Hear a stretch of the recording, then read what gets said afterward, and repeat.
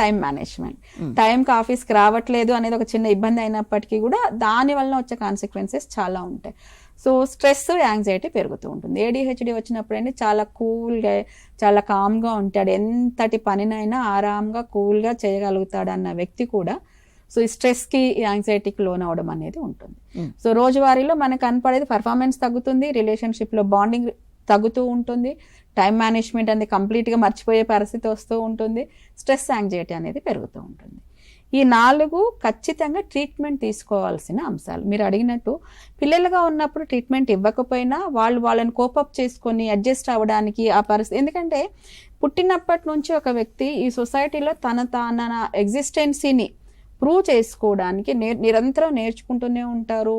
ప్రతి క్షణం స్ట్రగుల్ అవుతూనే ఉంటారు. Struggle in the sense it's an ప్రాసెస్లో. సో తనని తాను ఎలా 4 పిల్లలు ఆడుకోవడానికి పంపిస్తే ఆ 4లో కలిసి వీడు ఆడుకోవడానికి ట్రై చేస్తూ ఉంటారు. సో చిన్నప్పటి నుంచి మనం చూసుకుంటే సో అట్లా స్ట్రగుల్ ఫర్ సర్వైవల్ అన్నట్టు ప్రతి క్షణం పిల్లలు అది చేస్తూ ఉంటారు.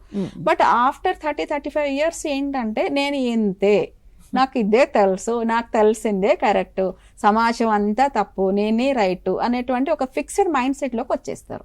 సో దీని వలన వీళ్ళు ఏడిహెచ్డికి తొందరగా అటాక్ అవుతారు. సో వీళ్ళని ట్రీట్ చేయకపోతే కనుక ఈ ఇంపాక్ట్ వాళ్ళ మీద చాలా ఉండడమే కాదు, ఒకవేళ ఒక పెద్ద మనిషిలో అంటే పెద్దల్లో, పిల్లలు కాకుండా మనం పెద్దల్లో కనుక ఏడిహెచ్డిని మనము ఈ జనరేషన్లో ఆ వ్యక్తిలో ఏడిహెచ్డిని మనం కరెక్ట్ చేస్తే నెక్స్ట్ జనరేషన్స్కి ఇది వంశపారంపర్యంగా రాకుండా అవకాశం ఉంది.